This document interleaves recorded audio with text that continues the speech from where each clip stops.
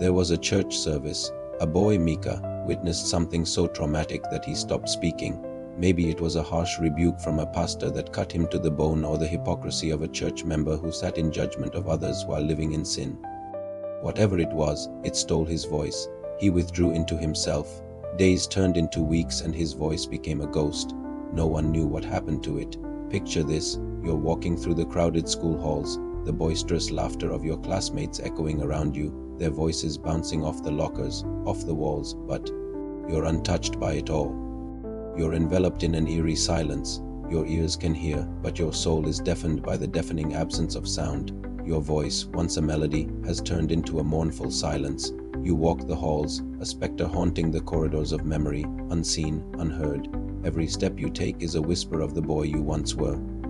And with each passing day, the ghost of your voice grows stronger, threatening to consume you entirely. One day, Zera Elle, known for her captivating performances and thought-provoking lyrics, extends an invitation to Mika. She asks him to perform at the next youth revival. Her voice, a beacon of hope, cuts through the cacophony of his thoughts. "You're invited to the revival," she says. It's an opportunity to unearth the buried treasure of his gift. Will he accept the invitation and resurface his voice, or will he let the silence swallow him whole? This story is more than just a tale. It's a testament to the power of silence, the healing touch of spoken word, and the transformative power of community. Have you ever experienced a loss so profound that it left you speechless? Or maybe you have seen someone who has endured a pain so deep that it robbed them of their voice. This story resonates with anyone who has ever known such loss. Imagine yourself in Mika's shoes.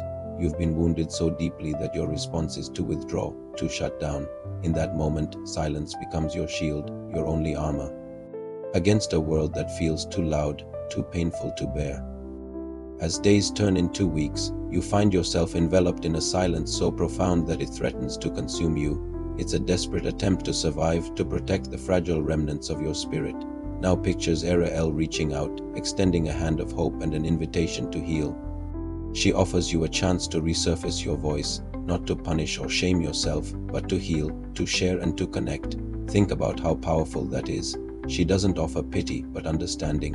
She doesn't push, but invites. And in that invitation lies the first step towards healing. As Mika makes his decision, think about the weight of that moment. To speak means to expose the raw nerve of his wound, to risk being hurt again. But to remain silent means to stay trapped in a prison of his own making. The story beautifully captures the internal conflict, the torment of a soul that is crying out to be heard, yet is held captive by the trauma of the past. In the end, it's up to Mika to decide whether to answer the call. Will he find the courage to unearth his voice, to let the music play again? Or will he let the silence win, allowing the ghost of his voice to become his constant companion? I want you to consider this. What is the significance of spoken word in your life? How does it affect you when you hear someone speak their truth, when they share their stories and their feelings? The power of spoken word is undeniable. It can cut like a knife or soothe like a balm. It can inspire, uplift, and break down barriers. When we listen to someone speak their truth, we connect on a human level. We recognize our shared experiences, our common struggles, and our hopes for the future. Spoken word gives voice to the voiceless, a platform for those who have been marginalized or silenced. It allows us to confront difficult topics, to challenge the status quo, and to demand change.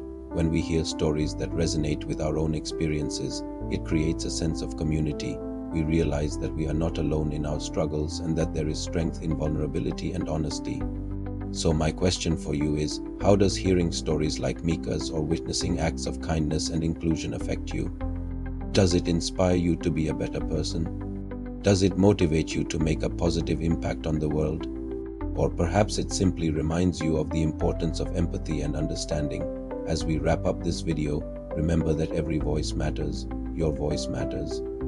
Use it wisely, use it kindly, and use it often. You never know whose life you might touch with your words. Thank you for watching and for joining us on this journey of discovery and reflection. If you liked this video, don't forget to give it a thumbs up and subscribe for more content like this. Until next time, stay curious, stay kind, and above all, stay true to your voice.